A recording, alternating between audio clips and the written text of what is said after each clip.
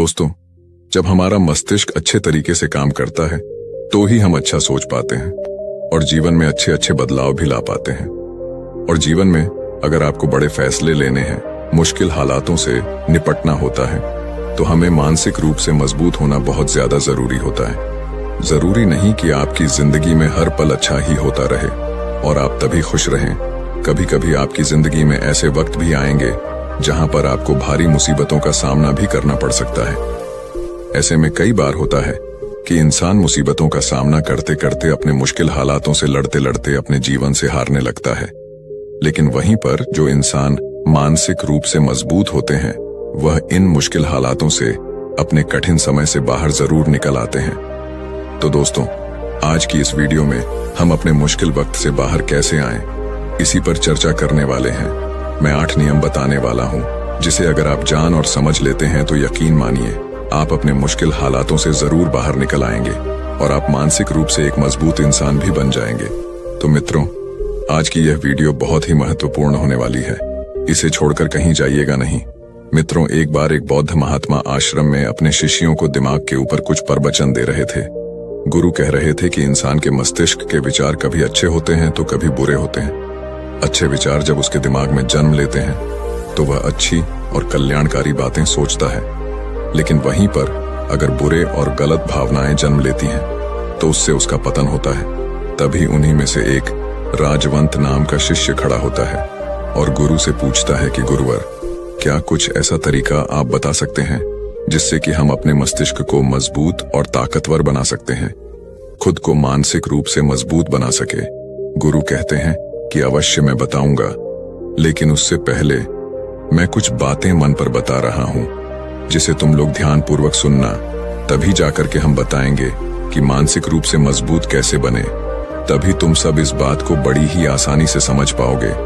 गुरु कहते हैं कि जब भी हम कुछ सोचते हैं तो सबसे पहले वह विचार हमारे मस्तिष्क में जन्म लेते हैं और उसी के अनुरूप हमारा पूरा शरीर कार्य करने लगता है। मान लो कि आप कुछ दुख भरी बातें सोचते हैं तो आप बिल्कुल शिथिल होते चले जाते हैं, आपके शरीर की ऊर्जा कम होने लगती है।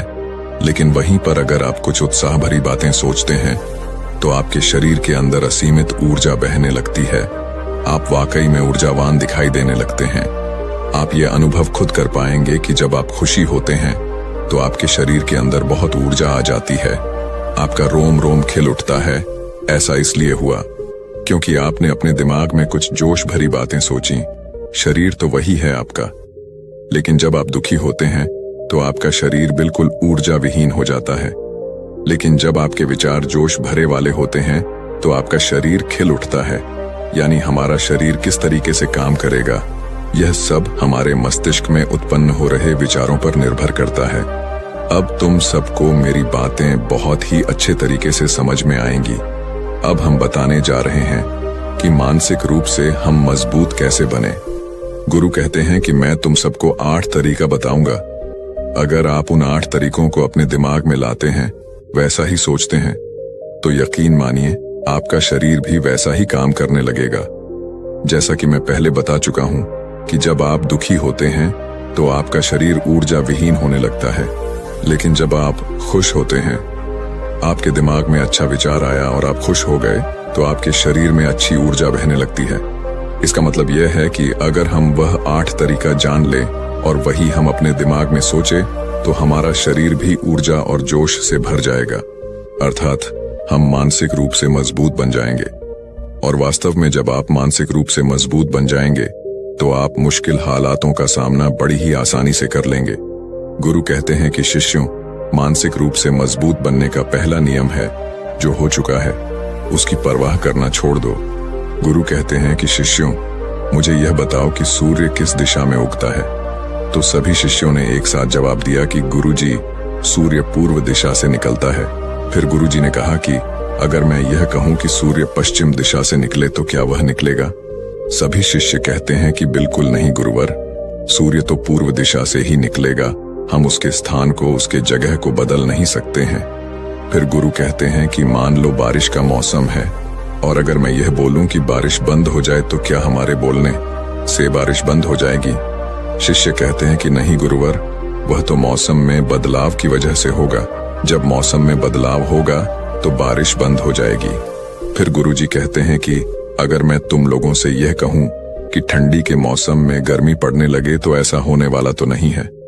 शिष्य कहते हैं, गुरुवर आप ठीक कह रहे हैं, ये कभी नहीं हो सकता कि ठंडी के मौसम में गर्मी पड़े और गर्मी के मौसम में ठंडी पड़ने लगे। ये मौसम तो प्रकृति पर निर्भर करता है, जो कि हमारे बस में नहीं है। फिर गुरु कहते हैं कि ठीक उसी प्रकार अगर जो चीज हमारे वश में नहीं होती है या जो बातें घटनाएं बीत चुकी हैं, अगर हम उन घटनाओं को लेकर के बार बार परेशान होते रहेंगे या उसकी बहुत ज्यादा परवाह करेंगे तो क्या हम भूतकाल की घटनाओं को बदल सकते हैं? शिष्य कहते हैं कि नहीं गुरुवर। फिर गुरु कहते हैं कि अगर तुम उन बीती घटनाओं को लेकर के बार बार चिंता में रहोगे और उस चीज की परवाह करोगे तो तुम परेशान होते चले जाओगे। इसीलिए तुम्हारी जिंदगी में जो घटित हो चुका है, कोशिश करो उसे भुलाने की, और उसका एकमात्र तरीका है कि आप अपने आने वाले समय पर, आने वाले भविष्य पर, आने वाली चीजों पर अपना ध्यान केंद्रित करिए। गुरु आगे कहते हैं कि मानसिक रूप से मजबूत बनने का दूसरा नियम है ध्यान करने की आदत डालें। गुरु कहते हैं कि गौतम बुद्ध जब सत्य की खोज में निकल पड़े थे तो उन्होंने बहुत सारे उपाय किए, बहुत सारे कर्म कांड किए, लेकिन उन कर्म कांडों की वजह से उन्हें बहुत ज्यादा कुछ हासिल नहीं हुआ और उनका शरीर दुबला पतला होता चला गया। लेकिन वह सत्य की खोज करने में असमर्थ रहे। उनके गुरुओं ने उन्हें बहुत सारे कर्म कांड उपाय बताए, लेकिन उन कर्म कांड का कोई मतलब नहीं हुआ। अंत में जब भगवान गौतम बुद्ध स्वयं ध्यान की अवस्था में बैठे तो धीरे धीरे ध्यान की गहराइयों में जाकर के उन्हें वह सारी चीजें लगने लगी जिस चीज की वह खोज में निकल पड़े थे। ध्यान के जरिए वह अपने सभी विचारों पर विजय पा लिए। उन्होंने पापी मार्ग को पराजित किया, काम वासना पर विजय पाई, अपनी हर एक भावना पर वह विजय पा लिए। और यह सब तभी हुआ जब वे ध्यान की गहरी अवस्था में बैठे और कई दिनों तक ऐसे ही बैठे रहे। ध्यान करने से हमारा मन और मस्तिष्क बहुत ही शांत हो जाता है, जिसे कि अगर हम किसी वस्तु पर या किसी के बारे में या किसी चीज के बारे में जब विचार करते हैं तो हमारा पूरा ध्यान उसी पर केंद्रित रहता है।